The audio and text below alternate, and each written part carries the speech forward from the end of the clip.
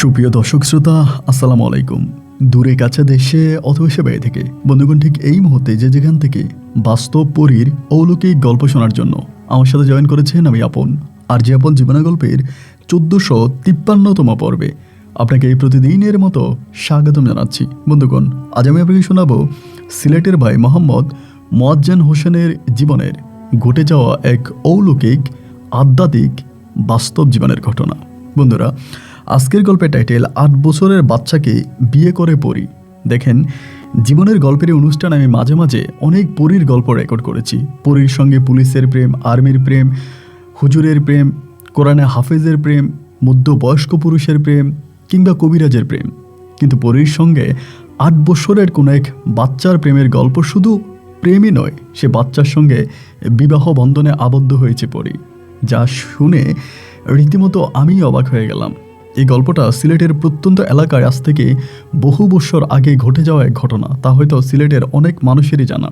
সবাই হয়তো ওই ওমর আলীকে চিনতেন, কিন্তু ওমর আলী কিভাবে হলো তার পিছনের গল্পটা আপনাদের অনেকের কাছে অজানা। আজ আমি ওমর আলীর বাবা মোয়াজ্জেমের মুখ থেকেই এই গল্পটা পেয়েছিলাম। তিনি আমাকে ইমেল করেছে এবং ঠিক যেমন করে তিনি বলেছে আমি তেমন করে আপনাদেরকে শোনাবো। আশা করব শুরু থেকে শেষ পর্যন্ত মোয়াজ্জেম হোসেনের এই বাস্তব গল্পটা আপনারা প্রত্যেকে আমার মুখে শুনবেন এবং গল্প শেষে মোয়াজ্জেম হোসেন এবং ওমর আলীকে আপনার মতো করে একটা মন্তব্য কমেন্ট বক্সে লিখবেন। ধন্যবাদ সবাইকে। সুপ্রিয় বন্ধুগণ, আসসালামু আলাইকুম। আমার নাম মোহাম্মদ মোয়াজ্জেম হোসেন, আমার বাড়ি সিলেট বিভাগে।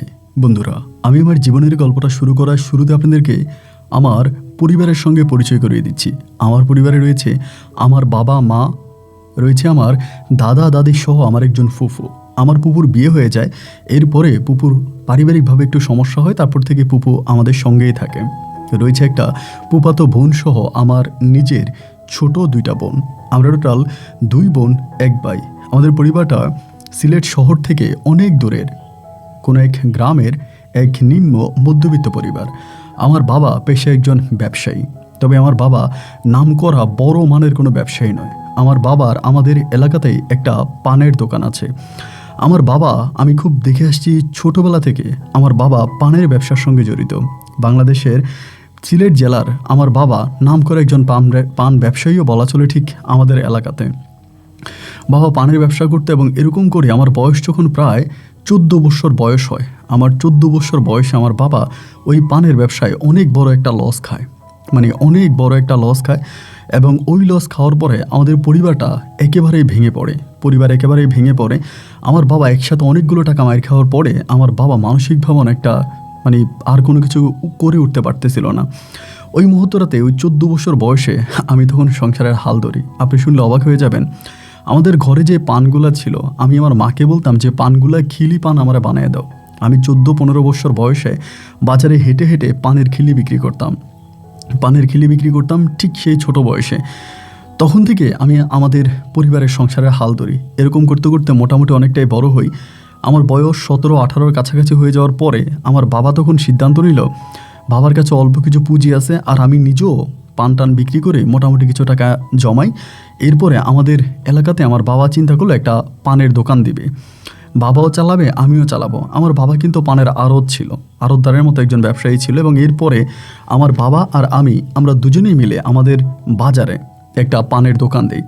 যেখানে আমার বাবার আড়ত ছিল, সে আড়তের সামনে আমরা তখন একটা জায়গার মধ্যে বসে পান বিক্রি করতাম। দিনের একটা সময় আমার বাবা বসতো এবং আরেকটা সময় আমি বসতাম। এইভাবে বাবা আর আমি সমন্বয়ে এই পানের দোকানটা চালাতাম। এরকম করতে মোটামুটি আমি প্রায় অনেকটাই বড় হয়ে যাই। একদিন হলো কি, একদিন বলতে এই দিন আপনার আমাদের ইসলাম ধর্মের একটা পবিত্র দিন ছিল, শবে বরাত ছিল। তো শবে বরাতের রাত্রিবেলায় আমার আব্বা এবং আমরা দুজনেই ওই দিন দোকানে একসঙ্গে বসে আছি। তো সেদিন আমি আব্বাকে বলতেছি, আব্বা আজকে তো শবে বরাতের রাত এবং এটা একটা পবিত্র রাত, একটা কাজ করেন, আপনি বাড়িতে চলে যান, আপনার বাড়িতে গিয়ে নামাজ কালাম পড়েন, আমি দোকান বন্ধ করে আসতেছি। তো আমার আব্বা বলে, আমাদের বাড়ির যাওয়ার রাস্তাটা কিন্তু আবার একটু অন্যরকম বলতে কি, বাজার থেকে আমাদের বাড়ির দূরত্ব খুব বেশি না, তবে আমাদের বাড়িতে যাওয়ার আগে একটা শ্মশান ঘাট পড়ে। একটা খালের পাড় দিয়ে যাইতে হয়, একটা খাল আছে এবং খালের পাড়ে একটা শ্মশান ঘাট, এবং এই খাল পার হয়ে শ্মশান ঘাট পার হয়ে তারপর আমাদের বাড়িতে যাওয়া লাগে, খালের এই পার আর ওই পার। তো বাবা আমারে বললো, একটা কাজ কর, খাল পার হয়ে যাবি রাতের বেলায়, আমরা একসঙ্গে যাই। আমি আমার আব্বারে বললাম যে আব্বা দেখো, মানে তুমি যাও, আমি যেতে পারবো, কারণ আজকে শবে বরাতের রাত, অনেক মানুষের রাস্তাঘাটে আছে, রাস্তাঘাট তো মানুষের বংশে ভরপুর। শবে বরাতের রাতে দেখবেন বিশেষ করে গ্রামের ছেলে মেয়ে মানে সবাই হচ্ছে মানে মোটামুটি একটু রাস্তাঘাটে থাকে, বিশেষ করে ছোট বাচ্চারা টুপি পরে পাঞ্জাবি পরে আপনার মাঠে ঘাটে ঘুরে বেড়ায়। তো আমি আব্বাকে বললাম যে আমি যেতে পারবো, তুমি খুব বেশি একটা টেনশন করো না, তুমি চলে যাও। তো আব্বাকে তখন আমি বিদায় করে দিলাম। তো সেই মুহূর্তে আমি দোকান চালাইতে আসি, দোকান চালাইতে চালাইতে আমার আসলে মনে নাই যে আমার তাড়াতাড়ি দোকান বন্ধ করতে হবে, বাড়ি যেতে হবে। অনেকক্ষণ লেট হয়ে গেছে, হয়ে যাওয়ার পরে তখন দোকান বন্ধ করলাম। দোকান বন্ধ করার পর আমাদের এলাকার আরেক ছেলে সৈকত নাম, ও আবার ওর দোকান আছে, ও আমাদের এলাকাতেই থাকে। সৈকতরে বললাম যে সৈকত চল বাড়ি যাব। সৈকত আমার বলেন আজকে যাব না, আমি বাজারে মসজিদে নামাজ পড়ে এখানেই থেকে যাব। তো ও আর গেল না, পরে আমি একাই যাওয়ার সিদ্ধান্ত নিলাম।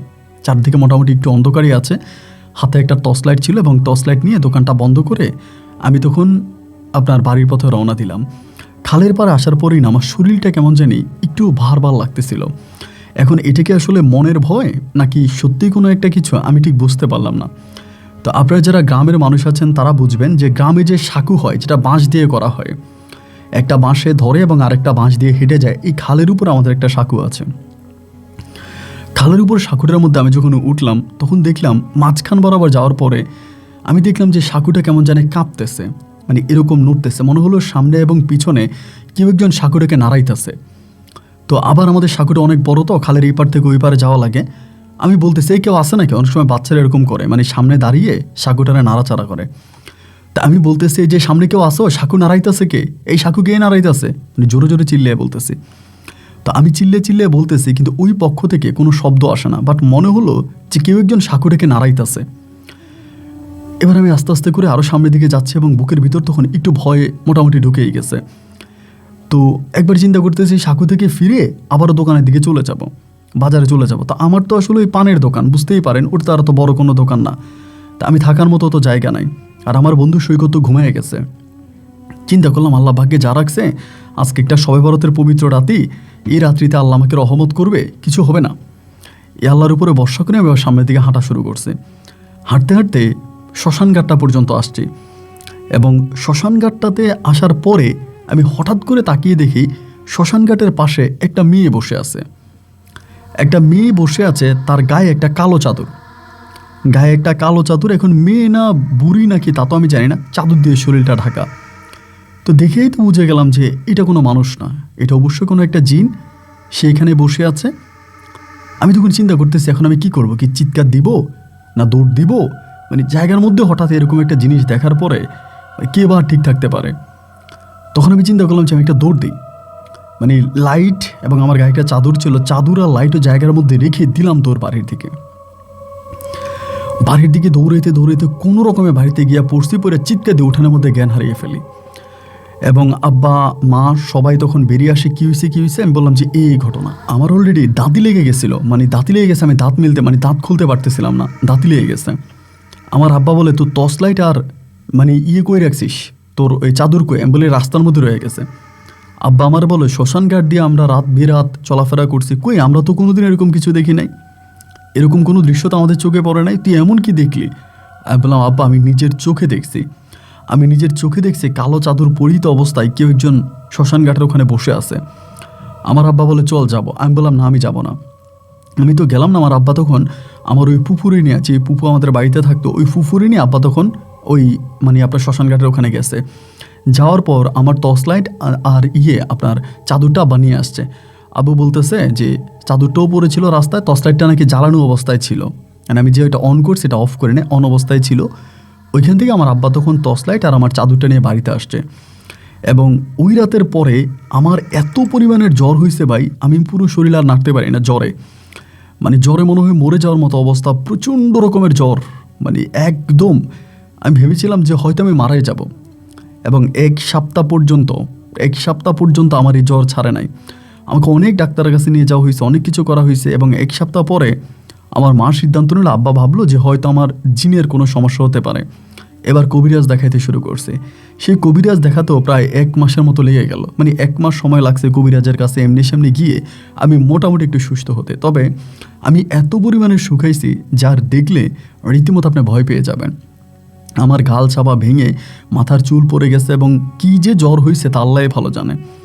যাই হোক, মোটামুটি একটু সুস্থ হলাম। সংসার তো চলে না, জিনে ধরক আর ভূতে ধরক আর যাই হোক, পেটে তো আর এটা বুঝবে না, পেটে তো দিন শেষে খাবার চাইবে। এখন পেটের খাবার জোগাড় করার জন্য আমি আবারও আব্বুর সঙ্গে ওই দোকানে বসবো পরিকল্পনা করলাম।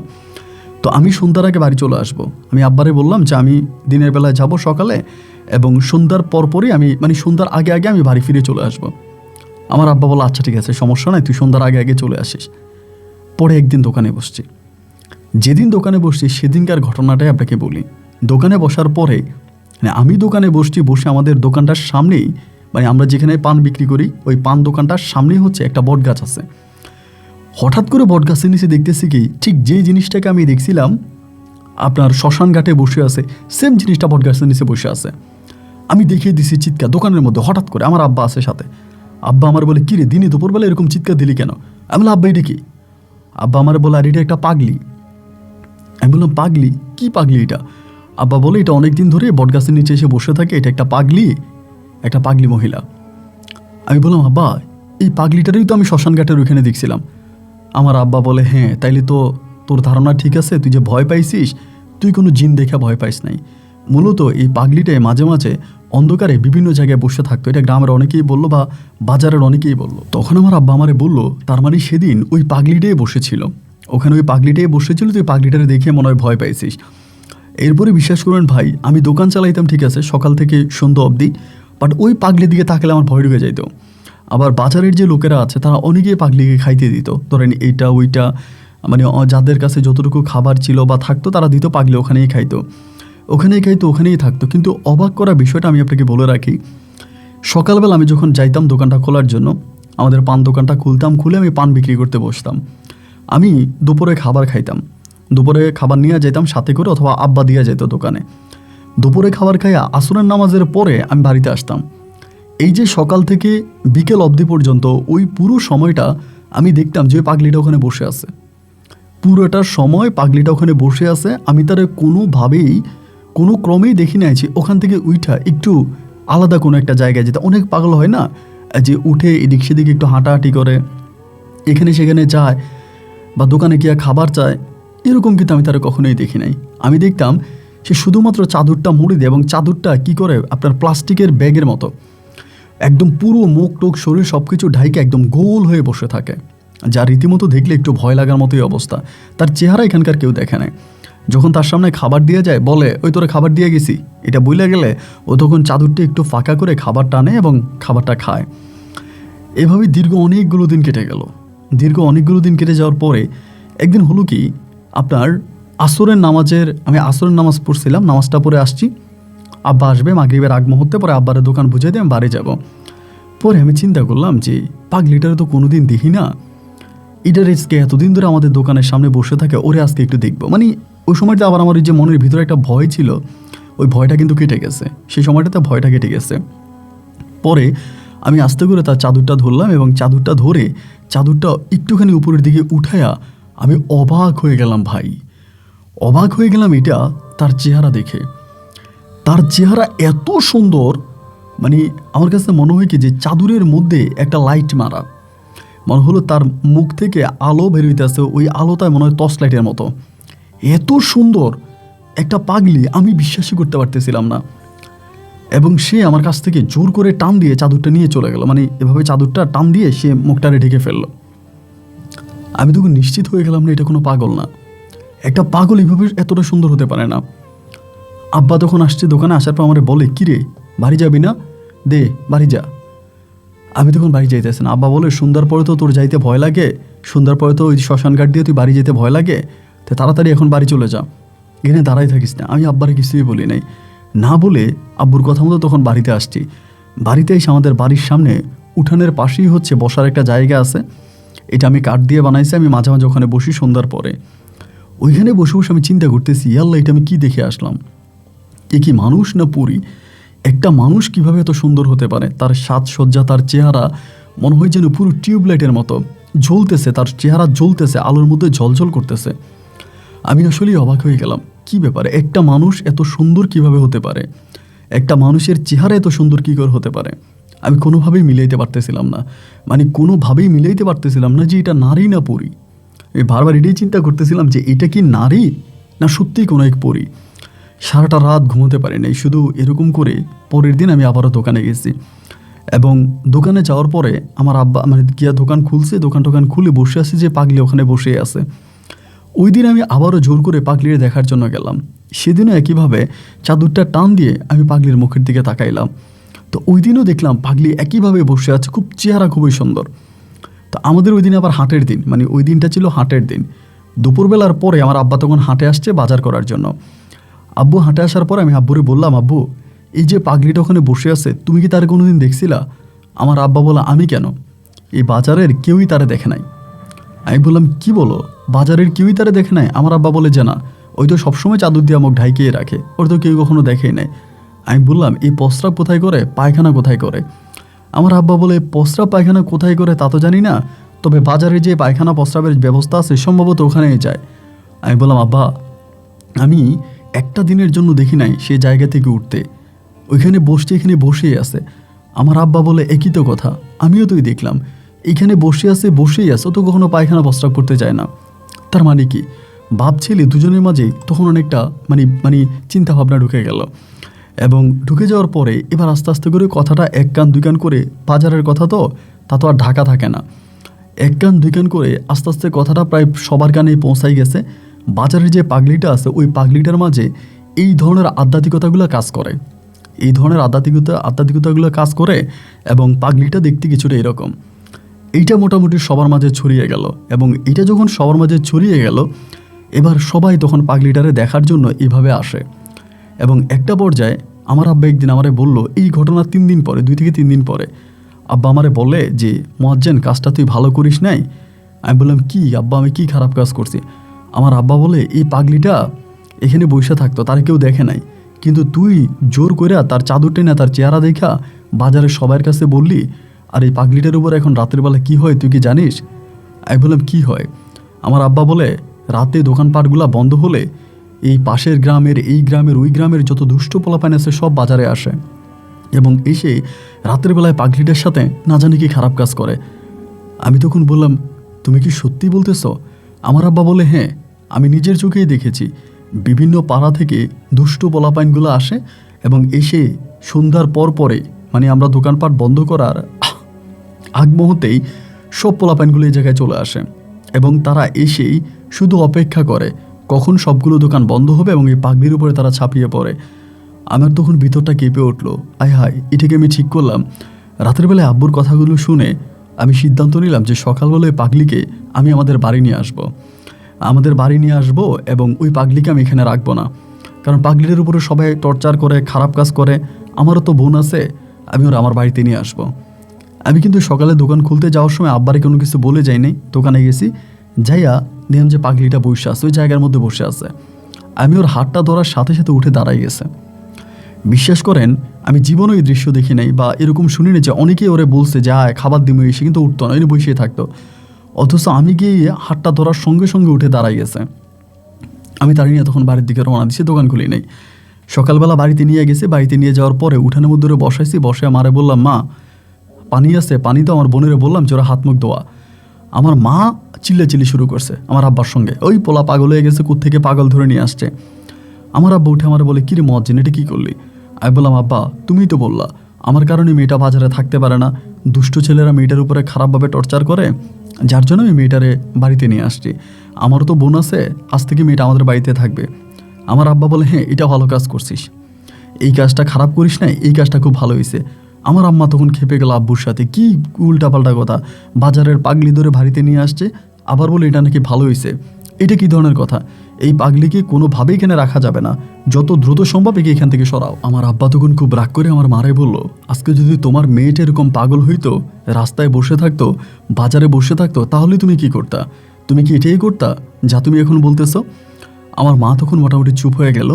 আমার ফুফু তখন মেয়েটার জন্য গরম পানি নিয়ে আসলো। ভাই আমি বলি, আপনি হয়তো বিশ্বাস করবেন না, গরম পানি দিয়ে পুপু যখন তার হাত পাগুলো মুখগুলো ধুয়ে দিল, আমার কাছে মনে হলো যেন একটা হীরার টুকরার উপরে অনেকগুলো ময়লার আবর্জনা স্তূপ পড়ে আছে এবং ওই হীরার মুখ থেকে, মানে হীরার উপর থেকে এই ময়লা আবর্জনাগুলো সরানোর পরে ভিতরের ওই হীরাটা ঝলঝল করে জ্বলে উঠল। এই মুখের সৌন্দর্য, মানে এর সৌন্দর্য আমি পুরো মুগ্ধ হয়ে গেলাম। আমি অবাক হয়ে তার মুখের দিকে তাকিয়ে রইলাম। অন্য পাগলিরা তো বিনা কারণে বকবক করে, কথাবার্তা বলে, হাত পা নাচানাচি করে, মানে পাগলামি করে। আমি এর ভিতরে পাগলামির কোনো কিছুই দেখলাম না। ও শান্তভাবে, একেবারেই শান্তভাবে আমাদের বাড়ির কোণে বসে আছে। যেখানে বসায় রাখে সেখানে বসে থাকে, কারোর সঙ্গে কোনো কথা বলে না, একেবারে চুপচাপ এমন করেই থাকে। ওই দিন আমার আম্মা বলল, এই পাগলিরা আমি ঘরে রাখবো না। মা তার ঘরে পাগলিরে জায়গা দিল না, কিন্তু পুপু তখন করলো কি, তার ঘরে ওই মানে ওই পাগলিটারে জায়গা দিল। তো আমার ওই পুপুর ঘরেই ওই পাগলিটা তখন থাকতেছে। এভাবে 3 দিন 4 দিন 5 দিন কাটতেছে, এবং কিছুদিন পরে আমি একটা জিনিস খেয়াল করে দেখলাম, আমার ওই ফুপু তখন ওই পাগলিটারে খুব আদর যত্ন করতেছে। মানে প্রচুর আদর যত্ন করতেছে, নিজের মেয়ের মতো খাওয়াইতেছে, গোসল করাইতেছে। এক অন্যরকম অবস্থা আমি তখন দেখতে পেলাম। তাই আমি ফুফুরে জিজ্ঞেস করেছি, কী ব্যাপার ফুফু, তুমি এই পাগলিটারে এত আদর সমাদর, এত যত্ন কেন করো? আমার ফুফু আমারে তখন বলতেছে, এটা কোনো পাগল নয়। আমি বলি, মানি কি বলো, এটা কোনো পাগল নয়? আমার ফুফু আমারে বলে, তুই এমন এক জিনিস বাড়িতে নিয়ে আসছি, এমন এক জিনিস বাড়িতে তুই নিয়ে আসলি, আমার শরীরের চামড়া কেটে তোর পায়ের জুতা বানাই দিলেও না তোর ঋণ আমি শোধ করতে পারবো না। তুই এমন এক জিনিস বাড়িতে আইন আমার হাতে তুলে দিলি। আমি বললাম, কি আইন আমি তোমার হাতে তুলে দিলাম? আমার ফুফু তখন বলে, তুই আমার হাতে হীরার টুকরা তুলে দিছিস, আমার হাতে তুই হীরার টুকরা তুলে দিছিস। তো আমার ওই ফুফাতো বোনের অনেক দিন ধরে আপনার হাঁপানি রোগ ছিল। মানে আমার ওই ফুফাতো বোনটার মানে হাঁপানি রোগ ছিল, এবং সে প্রচুর মানে কথা বলতে পারতো না, শুধু হাঁপাইতো। কিন্তু কিছুদিন ধরেই দেখতেছি যে ওর ওই হাঁপানি রোগটা আর নাই। ও সুন্দর করে সবার সঙ্গে কথা বলে, ভালো করেই কথা বলে, ওই হাঁপানি সমস্যাটা নাই। পরে আমি আমার ফুফাতো বোনের জিজ্ঞেস করলাম, কী রে, তোর না একটা হাঁপানি সমস্যা ছিল, হাঁপানির কারণে তুই কথা বলতে পারতি না, একটু হলেই শুধু হাঁপাইতি? ও বলে যে আমার এটা ভালো হয়ে গেছে। আমি বললাম, কেমনি ভালো হইলো? বলে, আমার আম্মা ভালো করে দিছে ওই পাগলিরে দিয়া। আমি এটা শুনে একটু বিস্মত হয়ে গেলাম, ব্যাপার কি? আমি ফুফুরে জিজ্ঞেস করি যে, ফুফু কি ব্যাপার, তুমি নাকি ওর হাঁপানি ভালো করে দিছো পাগলিরে দিয়া, কে কি কবিরাজ? আমার ফুফু বলে, না না না, কবিরাজ না, এই কবিরাজের বাপ। যাই হোক, এরপরে ভাই যেটা ঘটলো, আমি দেখতাম মাঝে মাঝে আমাদের বাড়িতে 1 জন 2 জন 3 জন করে মানুষ আসে, এবং আমার ফুফুর সঙ্গে ঘরে যায়, সেখান থেকে বেরিয়ে যায়। এই দৃশ্যগুলো কয়েকদিন দেখার পরে আমি মার একদিন জিজ্ঞেস করলাম যে, মা এটা কি হইলো? আমার মা বলো, তোরা তো পাগলের বংশ, তোরাই জানিস কি হয়েছে। আমি বলো, আমারে বলো না, ফুফু কেন মাঝে মাঝে মানুষ নিয়ে ঘরে যায়, কি করে? আমার মা তখন বলতেছে, তুই যে মেয়েরে আইনে দিলি ওইটা না কি কবিরাজ। তোর ফুফুর কাছে বিভিন্ন মানুষ আছে কবিরাজি নেওয়ার জন্য, এবং কবিরাজি শিক্ষা নেয়, মানে কবিরাজি মানে দেয়, এবং যাদের বাচ্চা হয় না, শরীরে সমস্যা, রোগ ব্যারাম ভালো হয় এই পাগলির কাছে আসলে নাকি। বেশি দিন যায় নাই ভাই, সপ্তাহখানিকের ভিতরে আমার ফুফু তখন ফুটাপ করে এটা ফুটাস করে দিল, মানে হঠাৎ করে ফুটাস করে দিল, এবং ফুটাস করে দিল পুরো গ্রামে যে ওনার কাছে একটা কবিরাজ আছে, এবং তাকে আমাদের বাড়ির উঠানে তখন বসাই দিল। আপন ভাই, আপনি বিশ্বাস করবেন না, আমাদের বাড়িতে তখন মানুষ জায়গা দেওয়া যাচ্ছে না। দূর দূরান্ত থেকে মানুষ তখন আমাদের বাড়িতে এসে ভিড় শুরু করে দিয়েছে। মানুষ আমাদের পুরো বাড়ি তখন একদম মুখরিত হয়ে গেছে।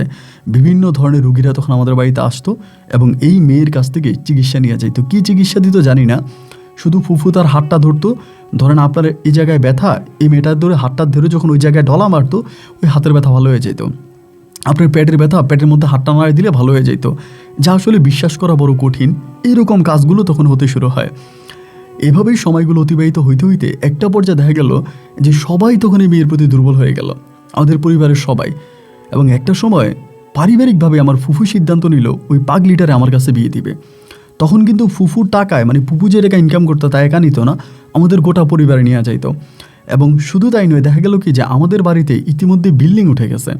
যে বাড়িতে আমরা ভাঙা ঘরে থাকতাম সে ঘরটা বিল্ডিং হয়ে গেছে, বাড়ির চারপাশে ওয়াল হয়ে গেছে। শুধু তাই নয়, যেখানেই জমি বিক্রি করে আমার আব্বার সেখানেই জমি কিনতেছে। আমাদের হঠাৎ মনে হয় 7 রাজার ধন পেয়ে গেলাম, টাকা পয়সার আর কোনো কিছুরও অভাব রইল না। রাতারাতি আমরা অনেক টাকা পয়সার মালিক হয়ে গেলাম। আমার আব্বা তখন করলো কি, আমার মা বাবা এবং ফুফু মিলে তখন সিদ্ধান্ত নিল ওই পাগলিটারে আমার বিয়ে করাবে। আমি আবার ওই পাগলিটারে আদর করে পরি ডাকতাম, মানে ওর নামটা আমি পরিয়ে দিয়ে দিই। আমি ওরে পরি ডাকি, এবং আমার মতো করে আমার বোনেরা ওকে পরি বলেই ডাকে, সবাই তাকে পরিই বলে। এবং পারিবারিকভাবে তখন সিদ্ধান্ত হলো যে পরিকে আমি বিয়ে করব। তো এর তো কোনো ঠিকানা নাই, কোত্থেকে এসেছে, কে তার বাবা, কে তার মা, এই সমস্ত কোনো কিছুই তো আমরা জানি না। আমরা ঠিক যেভাবে পারিবারিকভাবে মানে আয়োজন করা দরকার, সে পারিবারিকভাবে ছোটোখাটো করে একটা আয়োজন করি, এবং সেই আয়োজনের মাধ্যমে আমি তখন এই কবিরাজ পরীকে বিয়ে করি। হুজুর আনে এবং হুজুর আনার পরে তাকে কবুল বলতে বলে সে কবুল বলে না, মানে সে তো পাগলই। এরপরও তার সঙ্গে আমার হাতটা তখন এই কবিরাজ মিলে মানে আপনার হুজুরে মিলিয়ে দেয়। হুজুর বলে যেহেতু সে মানসিক রোগী তাহলে বিয়েটা এইভাবেই হবে। তো যেভাবে বিয়ে হওয়ার ওভাবেই হয় এবং তার সঙ্গে তখন আমার বাসর হয়। আমি তাকে নিয়ে বাসর ঘরে যাই এবং বাসর ঘরের অভিজ্ঞতা আমার কাছে এক অন্যরকম ছিল।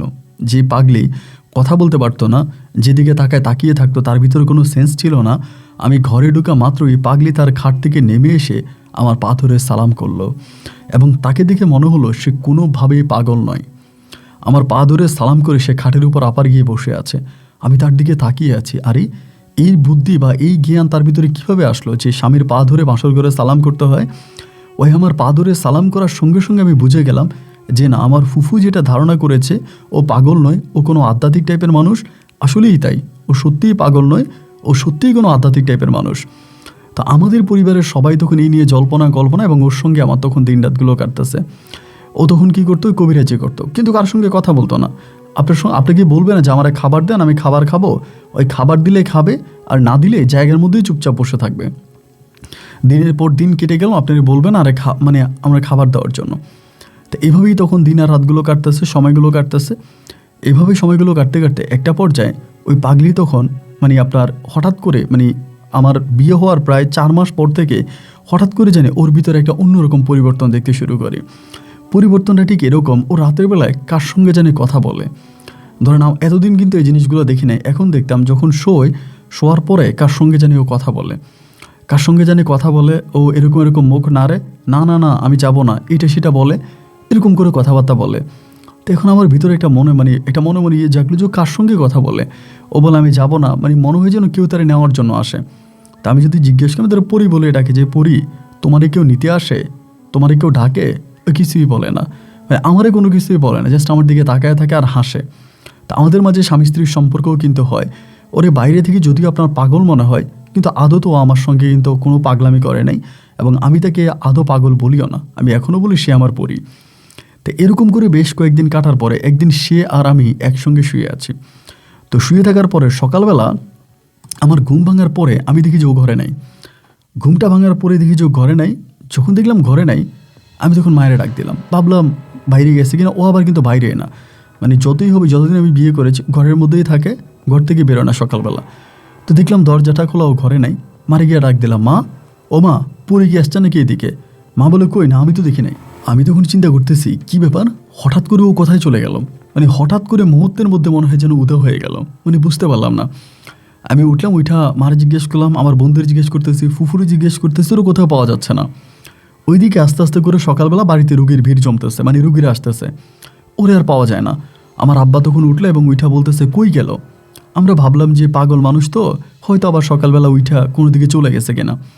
এবার আমরা সবারই জিজ্ঞেস করতেছি, মানে আমার আব্বা তখন একরকম মানে সবাইরে জিজ্ঞেস করতেছে, এই পাড়ায় ও পাড়ায় বাজারে এখানে সেখানে সবাইকে জিজ্ঞেস করে যে পুরী আসছে কিনা বা পুরীকে কেউ দেখছে কিনা। কিন্তু সবাই তখন একটা কথাই বলে যে না, পুরীকে কেউই দেখে নাই এবং পুরী এদিকে আসতেও কেউ দেখে নাই। মানে তখন আর বুঝতে পারতেছিলাম না যে আল্লাহ এটা কী হলো, এখন ও কোথায় চলে গেল। কেউই তো তার সন্ধান দিতে পারে না, কোনো মানুষই তার সন্ধান দিতে পারে না। তার মানে কি পুরী হারায় গেল? দুপুরের মধ্যে আমরা মোটামুটি নিশ্চিত হয়ে গেলাম যে ও চলে গেছে। এবং আমার আব্বা তখন মাইকিংয়ের ব্যবস্থা করলো। সেই সময়ে আমার আব্বা মাইক্রোফোন করতে মানে মাইক দিয়ে তখন অ্যানাউন্স করতে শুরু করলো, চারদিকে ওরা পাওয়া যাচ্ছে নাকি না, কেউ ওরে পাইলে দিয়ে দিবেন। দেখতে দেখতে সন্ধ্যা গড়িয়ে এলো, কিন্তু পাগলির আর কোনো খবর পাওয়া গেল না। সন্ধ্যার পর আমাদের পরিবারে কান্নার রোল পড়ে গেল, সবাই কান্না করতেছে ওর জন্য এবং সবাই কান্না করতেছে ও হঠাৎ করে কোথায় চলে গেল, ওরে আর পাওয়া যায় না। সন্ধ্যার পরে আমি তখন আমার ফুফুরে বললাম যে ফুফু, এমন এমন ঘটনা। ওই কিন্তু আমার সাথে আজকে কয়েকটা দিন ঘুমাইতো এবং রাতের বেলায় ঘুমানোর সময় ওরে কে জানি নিতে আসতো, ওরে কে জানি বলতো যে চল নিয়ে যাব চল, ও বলতো না আমি যাব না, আমি যাব না, ওরকম করে মুখে ইশারা করতো যাবে না, বা মাঝে মাঝে মুখ থেকেও বলতো আমি যাব না। আমার ফুফু বলে, তা এই কথাটা তুই আগে কেন বললি না, এটা তো তুই আগে আমাদেরকে বলা দরকার ছিল, তাহলে তো আমরা ওভাবেই প্রস্তুতি নিতাম, বা তারে আমরা ঘরে এইভাবে আটকায় রাখতাম, বা তারে সে ঘুমাইলে আমরা রাতে ঘুমাইতাম না, আমরা পাহারাদার বসাইতাম, এটা তুই আগে কেন বললি না। মানে ফুফু খুব চিল্লাইতে আছে। আমার মা তখন বলে, এখন আর চিল্লিয়া লাভ আছে, যা হবার তা তো হয়েই গেছে, এখন তো এটারে বের করতে হবে, ও কোথায় গেছে তা বের করতে হবে, এখন তো আর এই নিয়ে চিল্লাচিল্লি করে লাভ নাই। তো আমরা তখন কই খুঁজবো বলেন ওরে। তারপরও আমরা বিভিন্ন দিকে লোক পাঠাইছি, এই গ্রামে ওই গ্রামে, এই সাইডে ওই সাইডে বিভিন্ন সাইডে লোক পাঠাইছি না, ওর নাই নাই নাই আর কোথাও নাই। তো পুরী কবিরাজ হোক আর যাই হোক, পাগল হোক, কিন্তু ওরে আমি ভালোবাসছিলাম। আমার কাছে মনে হলো যে ও আমার ভালোবাসার মানুষ। ও হঠাৎ করে হারিয়ে যাওয়া মানে আমার জীবন থেকে আমার নিঃশ্বাসটা হারিয়ে যাওয়া, এরকমটাই মনে হচ্ছে। আমি নিঃশ্বাস নিতে পারতেছিলাম না, বুকটা ভীষণ রকমের বার হয়ে গেল, প্রচণ্ড রকমের কষ্ট হইতেছে। আমি হঠাৎ করে তাকে এভাবে হারিয়ে ফেলবো, আমার ভালোবাসা এইভাবে হারিয়ে যাবে। বিভিন্ন জায়গায় খোঁজাখুঁজি, লোক পাঠানো থেকে শুরু করে সমস্ত জায়গায় আমরা তখন লোক পাঠাইলাম, কিন্তু পুরীকে আর কোথাও খুঁজে পাওয়া গেল না। এবং খুঁজে না পাওয়া যাওয়ার পরে আমি তখন বাড়ি থেকে নিরুদ্দেশ হয়ে গেলাম। আমি ওর ওর সন্ধানে বাড়ি থেকে বেরিয়ে পড়লাম যে না, ও কোথায় আছে আমি ওর খুঁজে বের করব। ও কোন জায়গায় চলে গেছে, কে নিয়ে গেছে, আমি ওরে খুঁজবো। নিজের মতো করেই তখন বাড়ি থেকে বেরিয়ে পড়লাম ওকে খোঁজার জন্য। এইখানে ওইখানে, এই জায়গায় ওই জায়গায়, কত জায়গায় যে আমি ওরে খুঁজেছি, বাট কোথাও আর আমি ওকে পাই নাই। না পাওয়ার পরে আমি তখন আপনাদের সিলেটের জৈন্তাপুর বলে একটা জায়গা আছে, ওই জায়গাটার মধ্যে আমি তখন পাগল, আমি আধা পাগল আধা ভালো, আমি কি করে না করে আমার নিজেরও জানি না। জৈন্তাপুরের ওইখানে আমি ঠিক একটা মাজার দেখতে পাই আপনার রাস্তার পাশে, খুব ছোট একটা মাজার। তো আমি একদিন করলাম কি, তখন ওরেই খুঁজতেছে, ওরে খুঁজতেছে, রাস্তা রাস্তায় ঘুরতেছে, আমিও তখন পাগল। জৈন্তাপুরের ওই মাজারের ওইখানে আমি তখন গিয়ে একটু বসছি, তখন আপনার মাগরিবের আজানের পর হয়ে গেছে। তো এই জায়গাটার মধ্যে আমি তখন কান্না করতেছি। মাজারটার সামনে, মাজারটা খুব ছোট একটা মাজার, ওরকম না যে খুব বড় ধরনের কোনো মাজার। এবং এটা আদৌ কি মাজার না কোনো কবর আমি তাও সঠিক জানি না, তবে মাজারের মতো করে রাখা, বাউন্ডারি করে রাখা মাজারের মতো করে এই জায়গাটার মধ্যে আমি শুয়ে আছি। এই করতে করতে, কান্না করতে করতে আমি মাজারের মধ্যে ঘুমিয়ে পড়ছি। কখন ঘুমাইছি এর কোনো কারণ আমার জানা নাই। তো ঘুমিয়ে পড়ার পরে আমি স্বপ্নে দেখতেছি একজন দরবেশকে, পাগড়ি পরা অবস্থায় দাঁড়িয়ে আছে, খুবই সুদর্শন একজন চেহারার মানুষ, দেখতে খুবই সুন্দর, ধর্মীয় একজন ব্যক্তি মনে হলো। উনি আমার স্বপ্নের মধ্যে আসছে, আইসা আমারে বলে, আমার বাড়িতে এসে কান্না করিস কেন, আমার বাড়িতে এসে কেউ কান্না করতে পারবে না। তখন আমার কাছে মনে হয় যেন আমি ঘুমে নাই, আমি সজাগ, আমি জনের সঙ্গে কথা বলি সজাগে বলতেছি। তখন আমারে বলে, তুই কান্না করতেছিস তোর বউয়ের জন্য, তোর বউকে তুই পেতে চাস? আমি বললাম হ্যাঁ, বউকে পেতে চাই। এরকম করে বলি হ্যাঁ, আমি আমার বউকে পেতে চাই। বলে, তোর বউকে যদি পেতে চাস তাহলে তোর একটা জিনিস কোরবানি করতে হবে, সেটা কি করতে পারবি? আমি বললাম জি পারবো। বলে, তোর বউ ফিরে আসবে, এবং শুধু ফিরে আসবে না, তোর বউ ভালো হয়ে যাবে। তোর বউ ফিরে আসবে, তোর বউ ভালো হয়ে যাবে। তোর বউ যদি ফিরে আসে, তোর বউ যদি ভালো হয়, তাহলে তোকে ওয়াদা করতে হবে যে তোর বউয়ের ঘরের প্রথম সন্তানটা তুই আমাকে দিয়ে যাবি।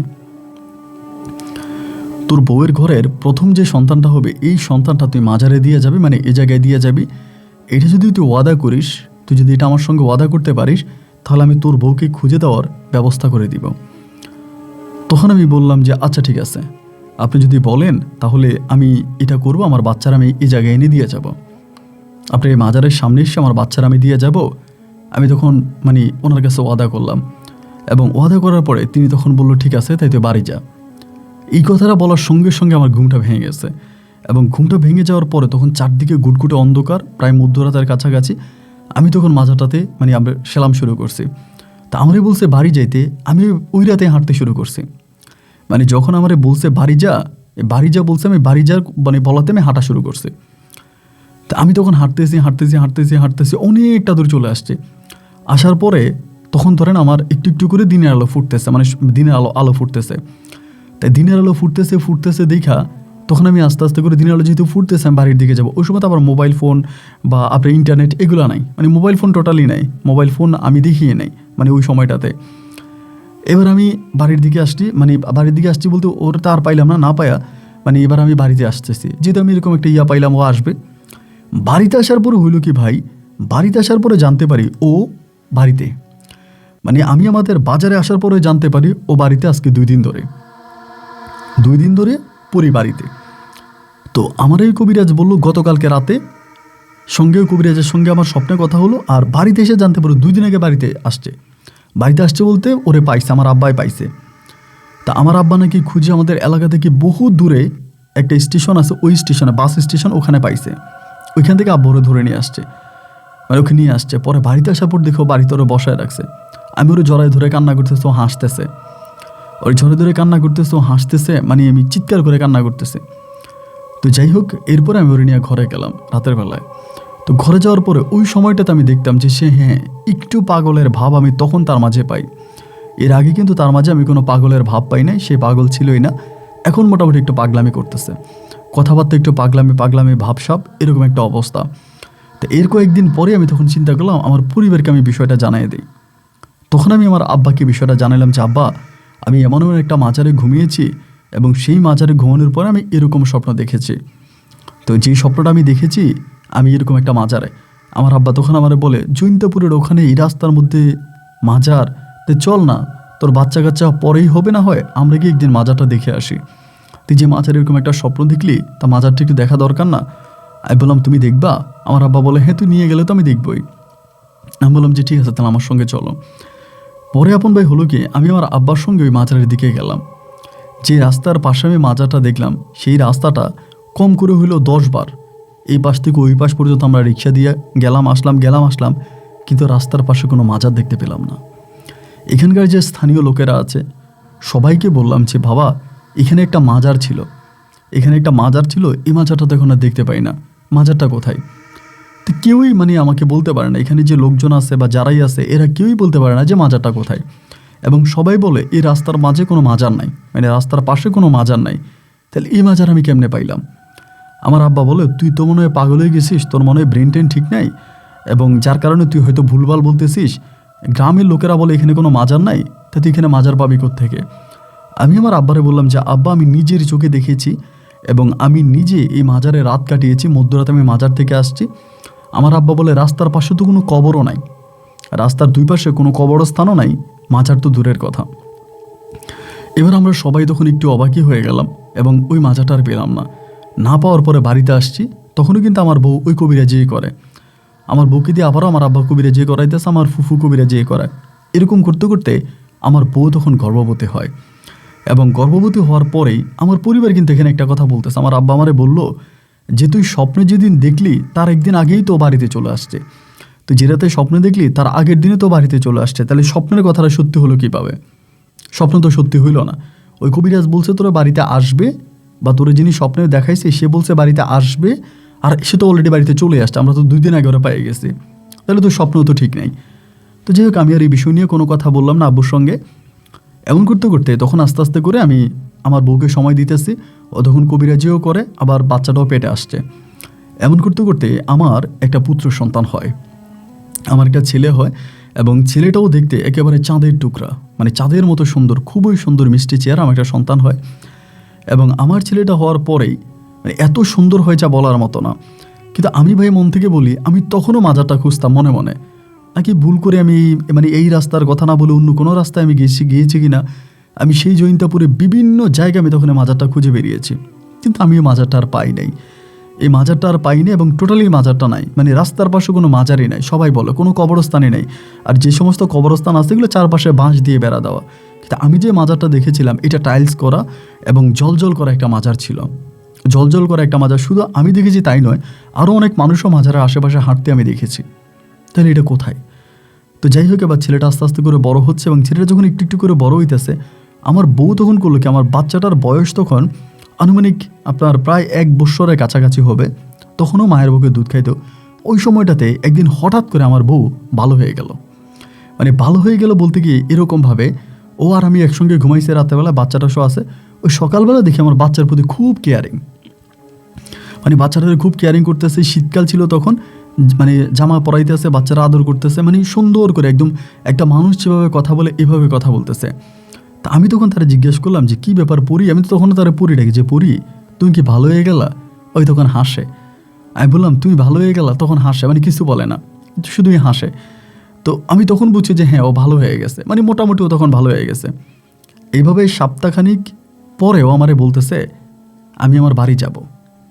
তো ওরে আমি বিয়ে করছি আজকে এত বছর হয়ে গেছে, আমার বাচ্চা হয়েছে, তো বাড়ি করতে আমি চিনি না।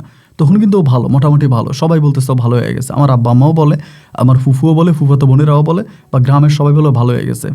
কিন্তু এখানে আরেকটা বিষয় আপনাকে বলে রাখে, ও ভালো হয়ে যাওয়ার পরে কিন্তু কবিরাজি করা ছেড়ে দিয়েছে। ও যখন ভালো হয়ে গেছে তখন থেকে ধরেন ওরা যতভাবেই কবিরাজি করতে বলতো, আমার ফুফু বলতো রুগী দেখার জন্য, ও আর রুগী দেখবে না, ও আর দেখেও না। তো আমার আব্বাও বলছে জোরাজোরি করার দরকার নাই, ওর সঙ্গে যেটা ছিল এটা মনে হয় চলে গেছে। যেহেতু ওর সঙ্গে যেটা ছিল এটা চলে গেছে, তাহলে ওরে নিয়ে আর জোরাজোরি করো না, ওরে নিয়ে জোরাজোরি করার প্রয়োজন নাই। তা আমারে বলে আমি আমার বাড়ি যাব। তো বাড়ি যাওয়ার কথা বলার পরে আমরা তখন কি করলাম, আমার আব্বা সহ আমাদের গ্রামের আরও 8-10 জন মিলে আমরা একটা গাড়ি ঠিক করলাম ওর ঠিকানা অনুযায়ী। ওর ঠিকানা অনুযায়ী সিলেটের মধ্যেই অনেক দূরে, সিলেটের এক প্রত্যন্ত এলাকায় যেখানে গাড়ি যায় না, আমরা ওই সময়তে আপনার ঘোড়ার গাড়ি দিয়ে গেছিলাম। শেষ পর্যন্ত ঘোড়ার গাড়ি, গরুর গাড়ি দিয়ে ওর গ্রামের বাড়িতে গেলাম। এবং গ্রামের বাড়িতে যাওয়ার পরে জানতে পারে ও বিগত প্রায় 6 বছর আগে বাড়ি থেকে চলে আসছে। ওর মা আছে, ওর বাবা আছে এবং ওর আরও ভাই বোন আছে। সবাই বলল ও 6 বছর আগে বাড়ি থেকে চলে গেছে। মানে চলে গেছে তার কারণ হচ্ছে ওর সঙ্গে একটা পরী ছিল, ওর সঙ্গে একটা পরী ছিল, ওই পরীটা ওর সঙ্গে আছে এবং পরীটা ওকে প্রতিদিন ওকে খাবার দেওয়া যাইতো, ওরে বিরক্ত করতো, ওরে ফুল দেওয়া যাইতো। এরকমভাবে পরীটা আছে। তারা অনেক হুজুর কবিরাজ অনেক দেখাইছে, ও এই ভালো তো এই খারাপ, এই ভালো তো এই খারাপ। এবং এরকম করতে করতে একটা পর্যায়ে ওরে পরীতে নিয়ে গেছে এবং তারাও আর খোঁজে নেয় চলে যাওয়ার পরে। তো তখন সে তার বাড়িতে আসছে। তা আমি যখন তারা জিজ্ঞেস করি, পরী তোমার সঙ্গে আমার মানে বিয়ে হয়েছে, তুমি আর আমি একসঙ্গে ছিলাম, এর কোনো স্মৃতি কি তোমার মনে আছে, তোমার কি কিছু মনে হয়? ও তখন হাসে। মানে আমি যখন এগুলো ওরে বলি না, ও তখন হাসে, শুধু হাসে। মানে তুমি যে পাগল ছিলা, বটগাছের নিচে বসেছিলা, মানুষ তোমাকে খাবার দিত, তুমি খাইতা, তুমি শ্মশান ঘাটে বসে থাকতা, তুমি কবরস্থানে বসে থাকতা, এগুলো বললে ও শুধু হাসে। মানে আমার এই কথাগুলোর কোনো যথাযথ উত্তর সে দেয় না, শুধু আমার দিকে তাকায় তাকায় হাসে। এই করতে করতে এই মানে ওর বাড়িতে আমরা ছিলাম কয়েকদিন। ওর বিয়ে শাদী হয়েছে, ওর বাপ মায়ের জানা। ওর নাম ছিল হচ্ছে আঞ্জু, ওর মূল নাম ছিল আঞ্জু, কিন্তু এখনও আমি ওকে সেই পরী বলেই ডাকি, এখনও আমি পরী ডেকে আঞ্জু কিন্তু ডাকি না। এবার হলো কি ভাই, এইভাবে ওর বাড়ি থেকে চলে আসার কিছুদিন পরে একটা জিনিস হঠাৎ খেয়াল করে দেখতাম, ও বাচ্চাটারে নিয়েই খালি কান্দে। মানে বাচ্চাটারে জড়াই ধরে খালি কান্দে, মানে খুব কাঁদে বাচ্চাটাকে জড়াই ধরে। তো এইভাবে বাচ্চা জড়াই ধরে কাঁদে এবং ওরে বলি, এইভাবে কান্না করো কেন?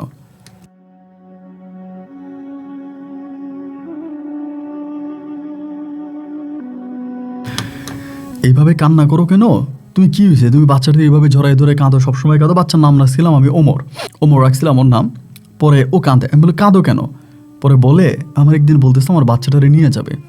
আমি বললাম তোমার বাচ্চাটারে নিয়ে যাবে? তা কে নিয়ে যাবে, কোথায় নিয়ে যাবে?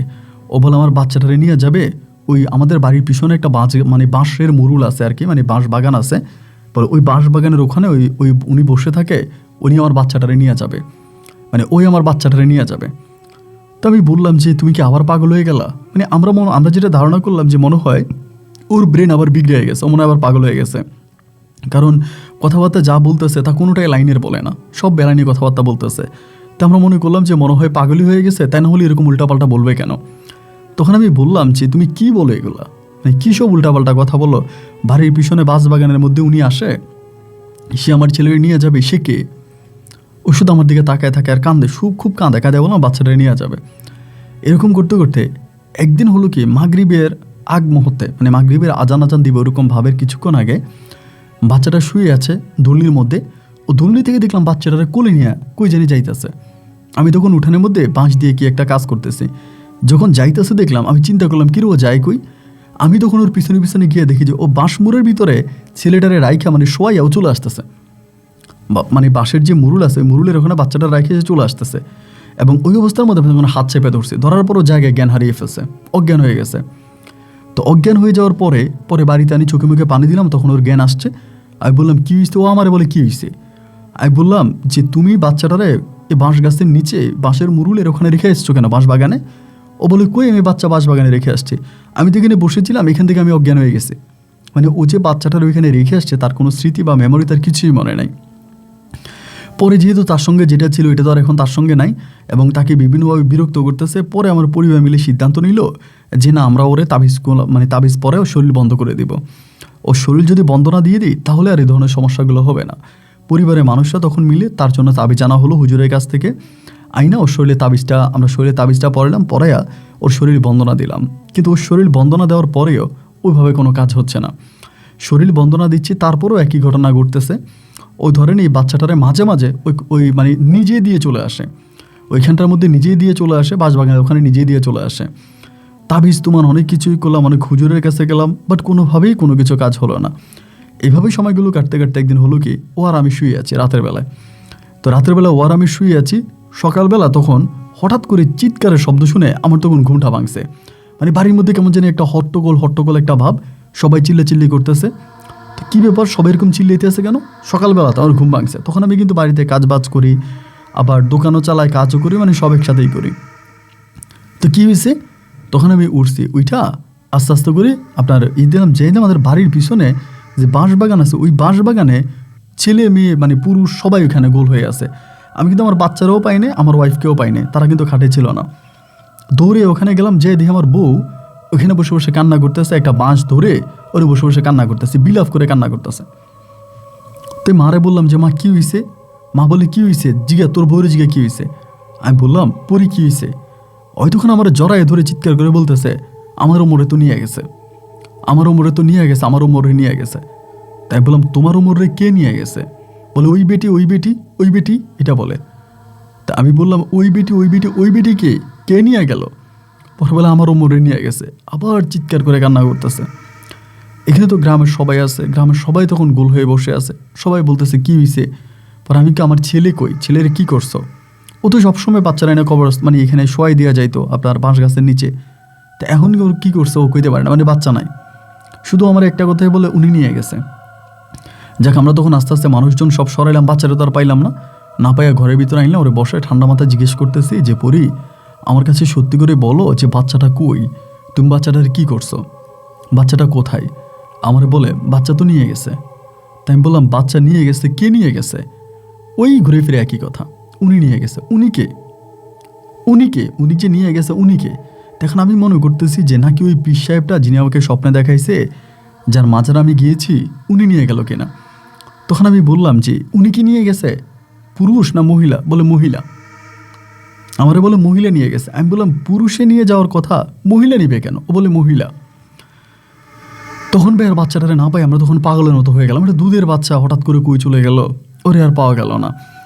এবার আস্তে আস্তে করে আমরা এদিক সেদিকে খোঁজ খবর পাঠাইলাম, নাকি ও কি করছে না করছে, না বাচ্চাটারে পাই না। এবার কবিরাজের বাড়িতে ধরেইতেছি, এমন কোনো কবিরাজ নাই। মানে আমার বউ তো তখন ভালো, আশেপাশে যত কবিরাজ আছে, যত খোনার আছে, আপনার যত মানে বৌদ্ধ ধর্মের, হিন্দু ধর্মের, খ্রিস্টান ধর্মের, সব ধর্মের কবিরাজদের কাছে, তান্ত্রিকদের কাছে তখন দৌড়াইতেছি। সব তান্ত্রিকটা একই কথা বলে যে না ওরে পাওয়া যায়নি, মানে নাই, সবাই একটা কথাই বলে মানে ওরে নিয়ে গেছে, ওরে দিবে না। তো কে নিয়ে গেছে? সবাই মাঝে মাঝে কিছু কবিরাজরা বলে পরি নিয়ে গেছে, আবার কিছু কবিরাজা বলে জিনি নিয়ে গেছে। এক একভাবে এক এক ধরনের কথাবার্তা বলে, ওরে আর আমি পাই না। এই বাচ্চাটার জন্য আমার বউ তখন পুরো পাগল হয়ে গেল। পাগল হয়েছে যে হয়েছে, কঠিনভাবে পাগল হয়ে গেছে, মানে একদম পুরো পাগল হয়ে গেছে। ওর আর কোনো হুঁশ নাই, জ্ঞান নাই, কোনো গুণ নাই, কোনো কিছুই নাই, শুধু কান্না করে, শুধু কান্না করে। তখন আমি বললাম যে এভাবে কান্না করে তো কোনো লাভ নাই, বাচ্চা যেহেতু নিয়েই গেছে, বাচ্চাকে তো আমরা কোনো না কোনোভাবে পাবো, বা আল্লাহ যদি আমাদের ভাগ্যে রাখে আমাদের বাচ্চা আমাদের কাছে ফিরে আসবে, কান্নাকাটি করে তো লাভ নাই। না, ওর কান্না কোনোভাবে থামাইতে পারি না। ও কান্না করতে করতে করতে করতে সেম আবার আগের মতো পাগল হয়ে গেছে। আগে যেরকম পাগল ছিল একেবারে সেমভাবে আগের মতো আবারও পাগল হয়ে গেছে। আগের পাগলামি তো সে পাগলামি করতো না, শান্ত থাকতো। এবার সে প্রচুর পাগলামি করে, তার পায়ে শিকল দিয়েও বেঁধে রাখা যায় না। ও করে কি, বাঁশ গাছে গিয়ে মানে বাঁশ বেয়ে বেয়ে বাঁশ গাছের মাথায় উঠে বসে থাকে। তো একটা গ্রামের বউ, একটা বাড়ির মেয়ে এবং তার বাবা মা তারাও আসে, তারাও চেষ্টা করে ভালো করার জন্য, আমার শ্বশুর শাশুড়ি তারাও আসে, বাট কোনোভাবে আর কাজ হয় না। ও করে কি, এই বাঁশ গাছের ভিতরে ঢুকবে এবং ঢুইকা মানে কেক দিয়ে একদম বাঁশ গাছের উপরে, একদম উপরে উঠে ওইখানেও বসে থাকে, মানে সম্পূর্ণ পাগল আর কি। এক কথায় বলতে গেলে বাঁশ গাছ থেকে ও সকালে উঠে আমরা রাতে ওরা নামাই আনি ওইখান থেকে, বিকেলবেলা নামাই আইনা ঢাল ভাত কটা খাওয়াইয়া পায়ের মধ্যে শিকল দিয়ে তারপর ওরা শোয়ে রাখি। এই করতে করতে অনেকগুলো দিন কেটে গেল, আমার কোনোভাবেই আমি আর ওরা পাইলাম না। না পাওয়ার পরে একটা সময় হলো কি, আমাদের এলাকাতে, আমি তখনও পানের দোকান করি, আমিও করি, আমার আব্বাও পানের দোকান করে। তখন আমাদের এলাকাতে আপনার অনেক দূর থেকে কিছু হুজুর আসছিল, যারা হচ্ছে আপনার তাবলিগ যাদেরকে বলে আর কি, তাবলিগ জামাতের মতো। তো একদিন আমি দোকানে বসে আছি, পান বিক্রি করতেছি, তারা আমার নামাজের জন্য রাখছে যে ভাই চলেন আসরের নামাজ পড়ে আসি। পরে আমি দোকানটা বন্ধ করে তাদের সঙ্গে আসরের নামাজ পড়তে গেলাম। আসরের নামাজটা আদায় করার পরে তারা বললো যে আমরা মসজিদে একটু আলোচনা করব, আপনারা যারা ফ্রি আছেন, যাদের কাজ নেই, এখন তো বিকেলবেলা, আপনারা যারা ফ্রি আছেন, যাদের কাজ নেই তারা একটু বসেন, আর যাদের কাজ আছে তারা চলে যান। যাদের কাজ আছে তারা বৈশা থাকেন, আপনারা গিয়ে কাজ করেন, আর যারা ফ্রি আছেন বিকেলের সময়টা তারা বসেন, আমরা একটু দিনই আলোচনা করব। তখন তারা করলো কি, ওই জায়গাটার মধ্যে দিনই আলোচনাতে বসছে। তো দিনই আলোচনা করতেছে, আমিও তখন তাদের সঙ্গে ওখানে বসে আছি। আমি দোকান খুলি নাই আর বিকেলবেলা যাই নাই। এবং তাদের কথাবার্তা আমার কাছে এতটা ভালো লেগে গেছে যা বলার মতো না। মানে তাদের আচার আচরণ কথাবার্তা সব কিছু আমি ভীষণ রকমের আমার ভালো লেগেছে। লেগে যাওয়ার পর আমি চিন্তা করলাম যে আমি তাদের সঙ্গে চিল্লায় যাব, বা তারা যেরকম যায় তাবলিকে আমি এরকম তাবলিকে যাব। আব্বারে জানাইলাম, আব্বা আমারে বলে এসব করার দরকার নেই, সব ভালো না। তো ঘরের মধ্যে বউ তো একটা পাগল, বাচ্চাটাও হারিয়ে গেল। ওই নিরাশা থেকে ওই দুঃখ থেকে আমি তখন তাবলিকে চলে যাই। আমি প্রথম যাই হচ্ছে আপনার 2 মাসের জন্য চলে যাই। আপনাদের কুমিল্লা চিটংয়ে বা বিভিন্ন জায়গায় আমরা 2 মাস ধরে মসজিদে থাকি। 2 মাস পরে এই তাবলিক আমার এতটাই ভালো লেগে গেল, আমি 2 মাস পরে এসে 21 দিন পর্যন্ত বাড়িতে ছিলাম আমার ওয়াইফের সঙ্গে, পরির সঙ্গে। এবং 2 মাস পর আমি পুনরায় আবারও সে তাবলিকে চলে যাই। এরপরে যখন তাবলিকে যাই, মানে এটা হচ্ছে আপনার 2 মাস পরের কথা বলতেছি, ওখানে তাবলিকে যাই। তো তাবলিকে যাওয়ার পরে ওইখানেও আমার বাদে কেন জানি আমার ভিতরে মনে হয় যে তাবলিকটা করলে মনে হয় আমি আমার ছেলেটারে পাবো, মনে হয় তাবলিকের মাধ্যমে আমার ছেলেটারে মনে হয় আমার পাওয়া যাবে, এরকমটা আমার কাছে মনে হয়। এভাবে আমি পুরো তাবলিকের উপরে ডিপেন্ড হয়ে গেলাম। মানে পুরো তাবলিক, আমার আর কোনো কিছুই নেই, শুধু তাবলিক করি, জামাত করে তাবলিক করি, বাইরে থাকি, বাড়িও আসি না, ঘরেও আসি না। আমার আব্বা ওই দোকানদার, পান দোকানদারি করে বহু কষ্টে পরিবার চালাইতেছে, পরিবার চলতেছে, কিন্তু আমি পরিবারের দিকে কোনো খেয়াল নেই। এইভাবে দীর্ঘ প্রায় আপনার 6 থেকে 7 বছরের মতো আমি বাইরে থাকি, শুধু বাইরে 6-7 বছর পরে আমরা চিটাগংয়ের একটা মসজিদে, চট্টগ্রামের একটা মসজিদে তখন আমরা এই তাবলিকের জন্য যাই। আমরা টোটাল 6 জন তাবলিকের জন্য যাই, এবং তাবলিকে গেলে ওইটার পাশে একটা ইতিমখানা আছে। মানে যেখানে আমরা তাবলিকটা করি ওই তাবলিকের পাশেই একটা ইতিমখানা আছে। তো ওই ইতিমখানার মধ্যে আমরা তখন সবাই মিলে যাই যে ইতিম বাচ্চাগুলোর দেখবো, হুজুরদের সঙ্গে কথা বলবো। ওই ইতিমখানার দিকে ইতিম বাচ্চাটির কাছে যাওয়ার পরে হঠাৎ করে সেখানে একটা বাচ্চা দেখে আমার বুকের ভিতরটা কেমন যেন একটা মোচড় দিয়ে উঠছে। মানে ওই বাচ্চার চেহারাটা অবিকল, আমার মানে মনে হলো যেন আমার মতো, মানে আমার ফটোকপি এরকম মনে হলো। নিজের সন্তানের চেহারা দেখলে তো চেনা যায় যেটা আমার সন্তান, কারণ সন্তানের চেহারার সঙ্গে কিন্তু বাবার চেহারার একটা ভালো মিল থাকে। এই ছেলেটারে দেখেই মনে হলো যে এটা আমার ছেলে, মানে আমার চেহারা। সবচেয়ে অবাক করা বিষয় হলো এইটা যে আমি যখন বাচ্চাটাকে জিজ্ঞেস করলাম যে তোমার নাম কি, ও বলে ওর নাম ওমর বলার পরে আমার তখন মানে ভিতরটা একটা কাঁপ দিয়ে উঠছে, আর কী ব্যাপার, এই নাম ওমর। পরে এইখানের যে মাদ্রাসার প্রিন্সিপাল আছে ওনার সঙ্গে কথা বললাম, উনি বলে এটার অনেক কম বয়সে এক মহিলা নাকি দিয়ে চলে গেছে, এবং এরপর থেকে সে মাদ্রাসার মধ্যেই আছে। আমি বললাম হুজুর এটা আমার ছেলে। উনি বলে হ্যাঁ আপনার চেহারার সঙ্গে অনেক মিল আছে। ইতিমধ্যে আমি তখন আমার ওয়াইফকে খবর দিলাম, আমার আব্বা আম্মা তখন আমার ওয়াইফকে নিয়ে আসছে। আমার ওয়াইফ তো আমার ছেলেকে দেখে জড়াই ধরে কান্না শুরু করে দিছে। আমার ওয়াইফ বারবারই বলতেছে যে এটা আমার ছেলে, এইটা আমারই ছেলে, এবং সে এটারে জড়াই ধরে কান্না করতেছে। এবং আমি তো পাগল, তখন একটু মোটামুটি একটু ভালো হয়েছে, আধা পাগল আধা ভালো ওই অবস্থার মধ্যে। পরে বাচ্চাটার আমরা নিয়ে যাব, মানে আমি হুজুরকে বললাম যে আপনি প্রয়োজন আমার সঙ্গে বাচ্চাটার পরীক্ষা নিরীক্ষা করান, ডাক্তারি কোনো পরীক্ষা, যে আমার বাচ্চা কিনা।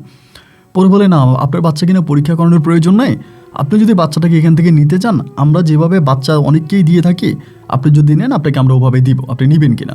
আমি বললাম হ্যাঁ আমি নিতে চাই। তখন তারা ওই কাগজপত্র করে বাচ্চাটা আমাকে দিয়ে দিল। এই ছেলেটাকে আমি তখন নিয়ে আসছি ঘরে, এবং আমি হুজুরকে বললাম যে আপনারা যে তার নামটা ওমর রাখলেন, এটা কীভাবে রাখলেন? বলে আমাদের কাছে মনে হলো যে ওর একটা নাম দেওয়া দরকার, আমরা একটা নাম দিয়েছি ওমর। এবং ওকে যে মহিলা দিয়ে গেছিল সেই মহিলার ঠিকানা খুঁজতে গিয়েও তারা কোনো কিছু পায় নাই। ওই মহিলার ঠিকানা যা দিয়েছিল তাও ছিল ভুয়া, মানে মিথ্যা ঠিকানা দিয়েছিল। পরে বাচ্চাটারে বাড়িতে নিয়ে আসছে, আনার পরে আমাদের কাছে খুব ভালো লাগতেছে, আমাদের ছেলে ঘরে আসছে।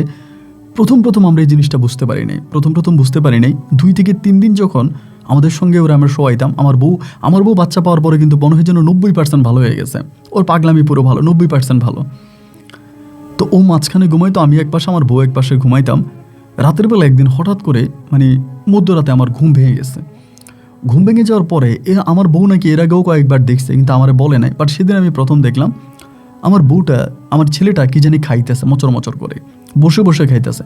বয়স কত হবে আপনার, ধরেন 8 বছর হবে, 7-8 বছর এরকমই, বসে কি জানি খাইতেছে। তাই আমি বললাম ওমর কি খাও বাবা, কি খাও? কিছু বলে না, হাসে। আমি বললাম কি হাসো কেন বাবা, কি খাও? তা আমার দেখাইলো মুখের মধ্যে ওর আপনার কি বলে আঙুর, ফ্রেশ আঙুর। তা আমার ঘরে তো কোনো আঙুর নেই, মানে পুরো ঘরে কোনো আঙুর নেই, আমি কোনো আঙুর আনিও নাই। তার মুখের মধ্যে আঙুর কোত্থেকে? আমার বউরে ডাক দিলাম, এই বউ উঠো তো, দেখো তো আঙুর খাই কোত্থেকে। আমার বউ বলে তুমি কি আজকে দেখছো? আমি তো এরকম অনেক দিনই দেখছি, ওই রাতের বেলায় ফল খায়, ওর ফল জানি কে দেয়। তাই আমি বললাম যে বাবা তোমারে ফল কে দিছে? বলে আমার বউ। আমারে বলে আমার বউয়ে দিছে। তা আমি বললাম তোমার কি বিয়ে হয়েছে? বলে বিয়ে হয়েছে, তো আমি বিয়ে করছি, আমার বউ আমারে দেয়। কি বলো তুমি বিয়ে করছো, তোমার বউ তোমারে দেয়? তখন আর এই বিষয়টা মানে মানে আপনার করতে পারলাম না, মানে বুঝতে পারলাম না। না বুঝার পরে এই রাতটা কেটে গেল। সকালবেলা তখন আব্বা আম্মার সাথে আলোচনা করলো। আমার আব্বা তো তখন রেগেই গেছে, এই তোর সংসার নিয়ে আমি আর কথাই বলতে চাই না, তোর সংসারে জিন ভূতের কাহিনী, শুধু শুধু জিন ভূত, এই সংসার নিয়ে আমি আর কথা বলতে চাই না। আব্বা রেগে গেল। আমার মা তখন বিষয়টাতে গুরুত্ব দিল। দেওয়ার পরে মা বলল, একটা কাজ কর, শরীর বন্দনা দিয়ে দে। ওই একইভাবে আমার বউর যেরকম শরীর বন্দনা তাবিজ জানতাম, আমার ছেলের ওয়াইনে তাবিজ দিতাম। এখন কি তাবিজের দোষ না অন্য কি দোষ জানি না, ওই তাবিজ কোনো কাজ করে না। তাবিজ পড়াইতাম, তাবিজ কোনো কাজই করে না। এবং মাঝে মাঝে ওদেরখানে আমরা স্কুলে ভর্তি করাইতাম, স্কুলে যাইতো, ওই কার সঙ্গে যেন কথা বলে।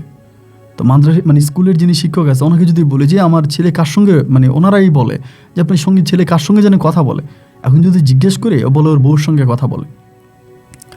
এরকম করে দীর্ঘদিন কেটে গেল। একদিন হয়েছে কি ভাই, শুক্রবার ছিল, আমি জুমার নামাজে গেছিলাম। জুমার নামাজ পড়ে আমি তখন বাড়িতে আসছি। আসার পর আমার বউ বলতেছে, দেখো তো মোটটা কোন দিকে গেছে, ওই কোন দিকে গেছে দেখো তো। তাই না, ওর খোঁজার জন্য বেরিয়েছি। বেরোয়ার পরে আমার বাড়ি থেকে মোটামুটি অনেক দূরে একটা বিটার মতো আছে, ওই বিটার উপরে ওই একটা মেয়ের সাথে বসে আছে। মেয়েটা খুবই সুন্দর। আমি দূর থেকে দেখলাম আর কি যে একটা মেয়ের সঙ্গে বসে আছে। মেয়েটা সাদা পোশাক পরে আছে, খুবই সুন্দর চেহারা। আমি তখন আস্তে আস্তে করে আমি মনে করলাম যে এটা সম্ভবত আমাদের গ্রামেরই কোনো মেয়ে হবে এরকম। আমি ওই দিক থেকে আসতেছে, ওর ভিটাটার কাছাকাছি আসার পরে ধরেন আমি তো ডাইনিং বামে তাকাইতেছি, উপর নিচে তাকাইতেছি, নিচের দিকে তাকাইতেছি, হঠাৎ করে দেখি যে মেয়েটা নাই। তখন আমি এখানে আসলাম, এসে বলি, বাবা কী করে এখানে? বললাম আমার বউর সাথে কথা বলি। আমি বললাম তোমার বউ কই? বলে তো চলে গেছে। কেন চলে গেছে? বলে তুমি যে আসছো, ও বলতেছে তুমি আসতেছো তাইও চলে গেছে। কি ধরনের কথা বলে? পরে আমি বললাম যে বাজান এগুলো কি বলো, তুমি কি বলতেছো যে তোমার বউ তোমার কাছে আসে, তোমার এখনো বিয়ের বয়স হয়েছে? ও বলে না, আমি তো অনেক আগেই বিয়ে করছি। এরপরে হলো কি, আমার বাড়িতে আবার এই জিনিসগুলো যখন জানাজানি হয়ে গেল, একজন দুজন করে জানলো, সবাই মনে করে আমার বউয়েরটা আমার ছেলের কাছে আসছে। আমার বউর সঙ্গে যে জিনটা ছিল এটা এখন আমার ছেলের সঙ্গে আছে। আমার বাড়িতে আবার মানুষের টল পড়ে গেল, মানুষের আনাগোনা শুরু হলো। এই করতে করতে আস্তে আস্তে করে 1 কান 2 কান 3 কান হতে হতে পুরো এলাকাবাসী জেনে গেল আমার ছেলের 8 বছর বয়স এবং সে একটা জিনকে বিয়ে করছে, মানে একটা পরীকে বিয়ে করছে। দূর দূরান্ত থেকে মানুষ আমার ছেলেকে দেখতে আসে। আমার মনে হয় আমাদের এলাকার এমন কোনো মানুষ নাই যে আমার ছেলের দেখে নাই। সবাই বলে যে ওর সঙ্গে পড়ি আছে। আমরা কিন্তু অনেক চেষ্টা করছি, হুজুর, কবিরাজ, তাবিজ, তুমান, অনেক কিছু দিয়ে ওরা আটকানোর জন্য বা ওর সঙ্গে এটা মানে ওর কাছ থেকে এটা সরাই দেওয়ার জন্য, কিন্তু না, ওর কাছ থেকে আমরা সরাইতে পারি নাই। এটা ওর সঙ্গে আসেই। ওরে আমরা স্কুলে ভর্তি করাইছি। এখন স্কুলে একটা মানুষ তো ঘরে হিসাব পড়তে হবে, কারণ একটা কবিতা মুখস্থ করার জন্য দিল ম্যাডামে, এটা ঘরে এসে তো মুখস্থ করবে। তো ও কই করে, ওটা মুখস্থ করে না, মানে পড়েই না, ঘরে আমরা পড়তেই দেখি না। ও সকালবেলা গেলে ওইখানে যখন ও মানে ম্যাডাম এনে বলতো পরীক্ষা, মানে আপনি এটা কবিতাটা মুখস্থ বলে ফেলতে পারতো। ওই পরীক্ষা দিত, আমরা কোনোভাবেই দেখে নেও পড়াশোনা করতে, ঘরে কোনোই পড়াশোনা করে না, কিন্তু পরীক্ষাতে রেজাল্ট ভালো। আরেকটা কথা যেটা আপনি অবাক হয়ে যাবেন, আপনাকে বললে হয়তো আপনি বিশ্বাস করবেন না, ওরে আমরা কোনোদিনও কোরআন শরীফ পড়তে দেখি না। ও কোনোদিন কোরআন হাতেই নেয়। শুধু মাদ্রাসায় থাকতো এবং ওই মাদ্রাসায় দিনখানে থাকা অবস্থাও কোরআন পড়তো, কিন্তু ও কোরআনে হাফেজ নয়। ওই হঠাৎ করে কোরআনে হাফেজ হয়ে গেল, মানে পুরো কোরআন বলতেছে মুখস্থ বটবট করে পড়তেছে। কেমনি পড়ে? তোমার কে শিখেলে? বলে আমার বউ শিখাইছে। আমার বউ আমাকে শিখিয়ে দিছে, আমার বউ আমারে পড়ায়, আমি ওর কাছে পড়ি। তো বলে আমি বললাম যে তোমার বউ কখন আসে? বলে রাতের বেলা, আমি যখন শুয়ে পড়ি তখন ও আসে, আইসা আমারে পড়ায়, আমি ওর সঙ্গে পড়ি। কোনো রাতে মাংস খায়, কোনো রাতে মাছ খায়, আবার কোনো রাতে ফল ফ্রুট খায়, কোনো রাতে মিষ্টি খায়। ও খাইতেই আছে, এমন কোনো রাত নাই যে ওর খাওয়া বন্ধ আছে। তো একটা সময় আমার বউ, আমার মা, বাবা যারা আছে সবাই বললো যে না, ওরে আর বিরক্ত না করি, ওর মতো করেই ও থাক। তবে এই একটা কথা যে এমনভাবে আমার এলাকাতে ছড়াইছে, মানে তথা সিলেটে ছড়াইছে, সিলেট শহর থেকে মৌলভীবাজার থেকে পর্যন্ত গাড়ি মানে মাইক্রো বাসে করে মানুষ আসতো আমার ছেলেকে দেখার জন্য। আজ অলৌকিক এক ছেলে যে কিনা পরীকে বিয়ে করেছে, তাও 8 বছর বয়স। এই করতে করতে আমার ছেলের বয়স তখন আনুমানিক 12 থেকে 13 বছর। 12-13 বছর বয়সে তখন আমার মা হঠাৎ করে একটা কাজ শুরু করে দিল। কাজটা বলতে ওরে দিয়ে এক ধরনের ব্যবসা শুরু করেছে। তখন আমাদের পরিবারে একটু অভাব দেখা দিছে।